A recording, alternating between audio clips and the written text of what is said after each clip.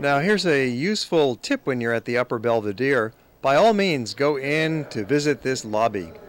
It is spectacular. You see these Atlas figures holding up the ceiling. What a stunning entryway. Beautifully carved in a Baroque style, muscular figures, and out back there's the beautiful Sphinx and a sweeping view down towards the lower Belvedere and the rest of the city. On the left, there's this the most famous marketplace of Vienna, the so-called Naschmarkt. Naschmarkt. Almost on a length of 1 kilometer, you would find 155 stands where people sell fruits, vegetables, spices, flowers, and so on. You'll always find great pastries and breads and a nice collection of balsamic vinegar. Early balsamic, James balsamic. Elderberry balsam, plum balsam, peach balsam. Wow, this is special. One of the most beautiful and important buildings in town is Karlskirche. It's right here at Karlsplatz, a major metro station area. Karlskirche, built for St. Charles Borromeo, and it's done in a grand style mixing Italian Renaissance and ancient Roman. Back in the heart of town, it's time for another short walking tour. So this is the Kartnerstrasse that we've been walking on, and it ends here at the Ring Road, and the opera is just here on the right. So now we're in a square that's called Josephplatz. This orange shows the overall size of this palace, the Hofburg. It's by far the largest building in town, so we're just seeing a little piece of it right here. And just to point out, there's 16 different museums in this palace, 16 separate entrance charges. So they still know how to rake it in. Their royalty got that way, and they're continuing. This was the seat of the Habsburgs, of course. This was where they lived. They had other palaces all over the empire, but this was their home base. And one of the museums that you can get to from this courtyard is through that doorway over there. It's the library. It's the Baroque library. And it would cost you about $4 to go in there. And it's just one room. But it's really quite a spectacular room, and I've got a picture right here to show anybody who might be interested in. This is the cheap tour. You just look at the picture, so you don't have to go in. But the point is that this might entice you to go in because it's really the most beautiful Baroque library anywhere in the world. And it's just that one room, but that one room is worth the $4 admission charge, I think. The church is also part of the royalty here, and that's a couple dollars to go into the church. This is a rather plain and undecorated interior compared to some of the other grand churches we've seen in town. It was the palace chapel.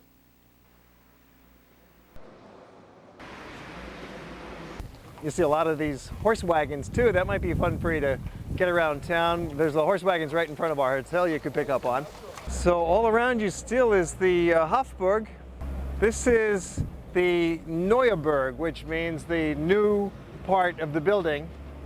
It was constructed just at the end of the 19th century, and it was completed about 1913.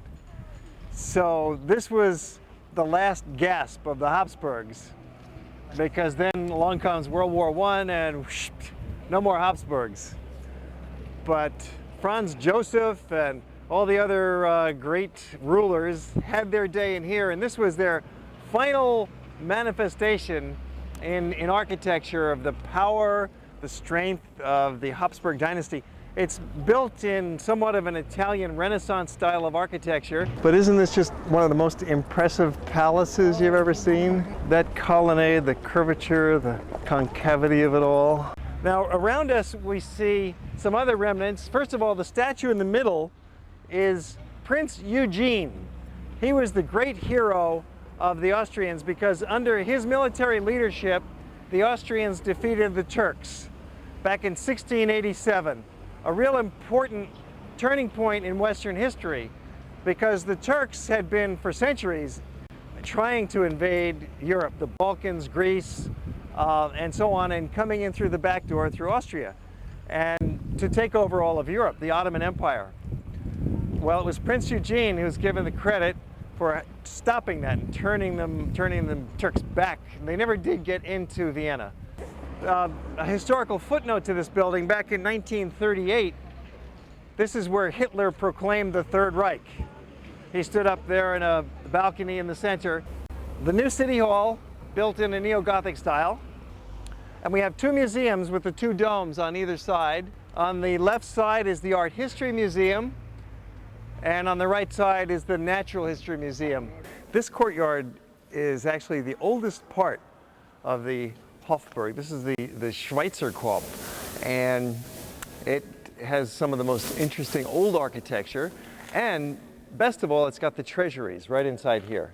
So this is where the crown jewels of the Habsburgs are stashed. It's the Schatzkammer. A couple examples: there's crowns going back to the time almost of Charlemagne, the Holy Roman Empire. And to give you some idea of how big it is, 14 rooms of jewels and crowns and gowns and some thrones and that sort of thing. So this would certainly be worth your while. As Pam was saying, she heard that this puts the London jewels to shame.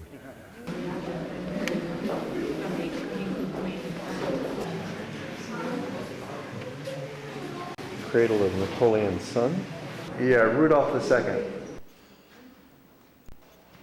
You could easily spend a comfortable 1 hour inside the treasury. It's a small museum with just 14 rooms, but it's loaded with history, including a reliquary that's said to hold an original nail from Christ's cross. Well worth your visit, the treasury of the Habsburgs.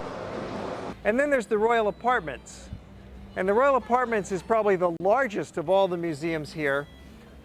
But you may or may not be interested in that too. It's not really highly decorated in there.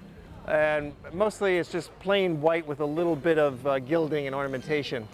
So really the treasury would be the main event. And here too we have the original medieval gateway. Fabulous archway here. It goes back to when this palace was first being built, first occupied. Original surviving medieval gateway to the palace here, with the original painting still in place.